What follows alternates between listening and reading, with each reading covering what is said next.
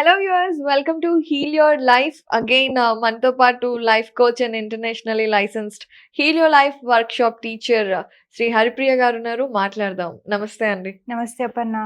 హరిప్రియ గారు, బేసిక్గా హ్యూమన్స్ అంటే మనం మనుషులం, సోషల్ యానిమల్స్. మనం ఒక్కళ్ళనే ఉండిపోమంటే డిప్రెషన్తోనే చచ్చిపోతాం. ఒక్కళ్ళనే వద్దు, నువ్వు చంపేయాలంటే చంపే గాడ్, కానీ ఒక్కళ్ళనే ఉంచొద్దు అంటాం.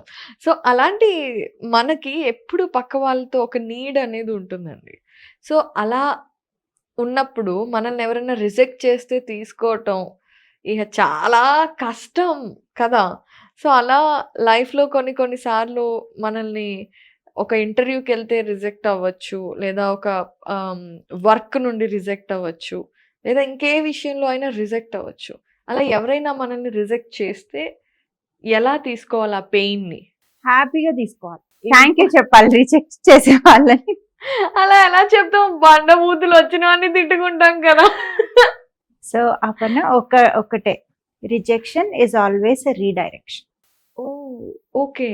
సో ఒక దగ్గర మీరు రిజెక్ట్ అయ్యారు అంటే మీకు వాళ్ళు ఎక్స్పెక్ట్ చేసిన విధంగా మీరు లేరు అని అర్థం. అంటే you are not dancing to the tunes. Especially relationships. Yeah!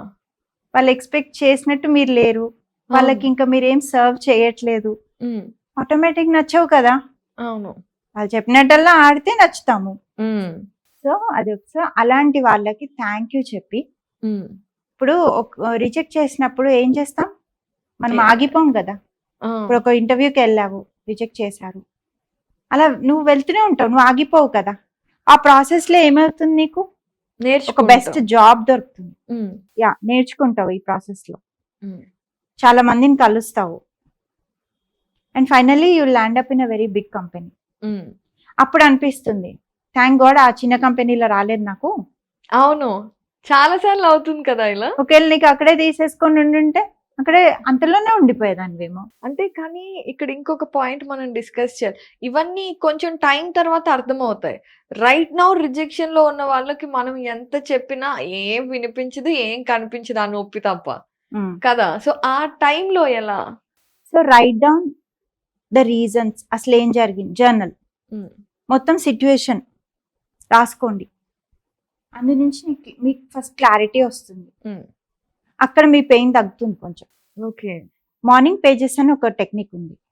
పొద్దున్న లేవంగానే బెడ్ మీదే పెన్ను తీసుకొని, మైండ్ అప్పుడే మనకి ఆల్ఫా స్టేజ్ అంటారు, పడుకునే ముందు లేవంగానే ఫ్రెష్గా ఉంటుంది మైండ్, రెడీ టు రిసీవ్ అనమాట, రిసీవ్ మోడ్ లో.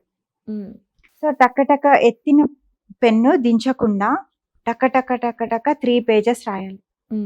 అసలు ఎంత ఎఫెక్టివ్ టూల్ అంటే, పెయిన్ కాదు కదా, అసలు ఇన్సిడెంట్ జరిగిందన్న సంగతి కూడా గుర్తుండదు మీకు.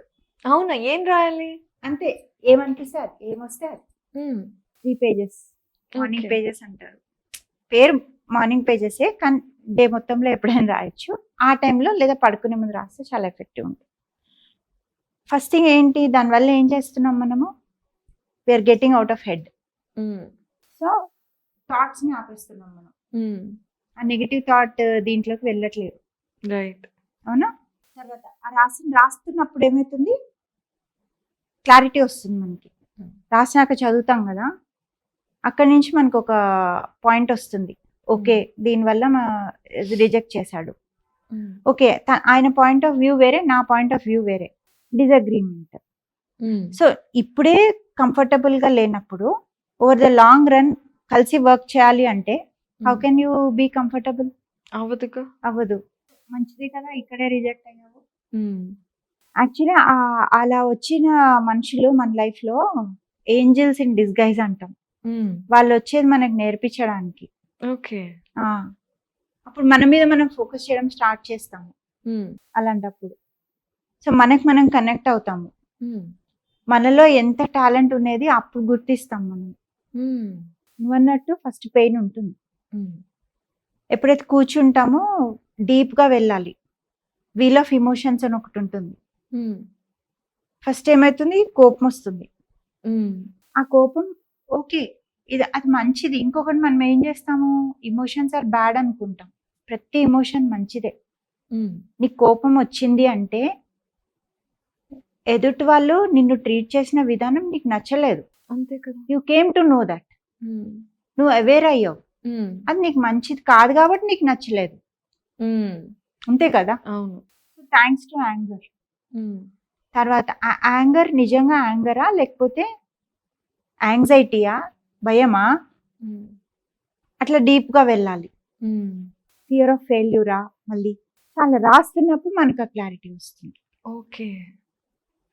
అట్లా. సో, ఇప్పుడు ఆ కోపం దేని నుంచి వచ్చింది? మళ్ళీ బాధనా? హ్మ్. హర్టా? లేకపోతే ఇది కాకపోతే ఇంకొకటి. మనము హాస్పిటల్‌కెళ్తే ఈసీజీ మెషిన్ ఎలా ఉంటది? ఇలా చూపిస్తుంది రీడింగ్స్ కదా! అవును. So, your heart is beating up and down, up and down. When you have a straight line, we are dead. Dead. So, life is also like that. Hmm. We should have that. హ్మ్. That is the spice of life. Right. So, and one more thing. ఏదన్నా మనకి వచ్చినప్పుడు ఇలా pain గాని ఏదన్నా, how quickly are you able to come out of that? Hmm. ఆ lesson నేర్చుకో, వెంటనే మూవ్ ఆన్ అయిపో. హ్మ్. అందులోనే ఉంటే మాత్రం డేంజర్. హ్మ్. ఎందుకంటే అదే అయిపోతాం మనం ఇంకా. అండ్ అలాంటివే అట్రాక్ట్ చేయడం మొదలు పెడతాం. హ్మ్. సో వెన్ వీఆర్ మళ్ళీ జాయ్ తెచ్చుకోవాలి, హ్యాపీనెస్ తెచ్చుకోవాలి, సెల్ఫ్ వర్క్, ఇన్నర్ వర్క్ హ్మ్. ఎవ్వరు వచ్చి మనకేం చేయరు. It is all we have to do. We have to do our self. తర్వాత ఒక స్టోరీ చెప్తా. ఒక స్కల్ప్టర్ ఉంటాడు. హ్మ్. ఒక వుడ్ అది ఉంటది కదా, ట్రీ వుడ్. ఆ ట్రీని అడుగుతాడు, చెట్టుని. చెట్టుని, రెడీగా ఉన్నావా? చెక్కుతాను. చెక్కుతాను. శిల్పి. ఆ! శిల్పి. ఫస్ట్ ఎక్సైట్మెంట్ ఉంటుంది ట్రీకి. ఆ! ఓకే రెడీ అంటది. ఆ! ఇంకా దీన్ని చెక్కడం స్టార్ట్ చేస్తాడు. నొప్పుడుతుంది. నొప్పి ఉంటుంది, అవును. ఏడుస్తూ ఉంటుంది, ఆపేయి ఆపేయి ఆపేయి అని. బట్ ఈయన పని ఈయనదే, హ్మ్. ఈయన ఆపడు. ఆపడు. ఈయనకి టాస్క్ కంప్లీట్ చేయాలిగా, అవును. చేస్తాడు. ఒక బ్యూటిఫుల్ భగవంతుని మూర్తి చేస్తాడు. హ్మ్. తర్వాత ఎక్కడ పెడతారు దాన్ని, ఎలా పూజిస్తారు ఇంకా గుడి. అంతా. మనకు తెలిసింది. అప్పుడు శిల్పి వెళ్ళి అడుగుతాడు ఆ చెక్కని, ఆ! ఆ రోజు ఆపేసి ఉండుంటే ఏమయ్యేదానివి, ఆ! ఇవాళ ఏమయ్యావు? హ్మ్. సో నువ్వు అది భరించావు కదా, భరించింది కాబట్టే అక్కడికెళ్ళింది. అక్కడికి వెళ్ళింది. ఈ కొట్టేది ఎవరు మన లైఫ్ లో? భగవంతుడు. అలాంటి సిచ్యుయేషన్స్ ఇస్తారు ఎందుకంటే మనల్ని స్ట్రాంగ్ చేయడానికి. మనం పంపించే ముందే ప్రతి సోల్ కి ఒక జర్నీ ఉంటుంది, హ్మ్. డెస్టినీ అదే ఉంటుంది. మన పిల్లలైనా సరే, హస్బెండ్ అయినా సరే, మదర్ ఇన్ లా అయినా సరే, పేరెంట్స్ అయినా సరే, ఎవరైనా సరే, హ్మ్. ఎవరి జర్నీ వాళ్ళదే. Hmm. We are all independent but interdependent. Right. అంటే we are all different at together. Correct. ఒకటే ఇంట్లో ఉంటాం, వీఆర్ ఆల్ డిఫరెంట్. అవును. మన జర్నీస్ మనవే, మన డెస్టినీ మనదే, మన పెయిన్ మనదే. మనం ఆ ప్రాసెస్ లోంచి వెళ్తూ వెళ్తూ నేర్చుకుంటూ ఎదగాలి.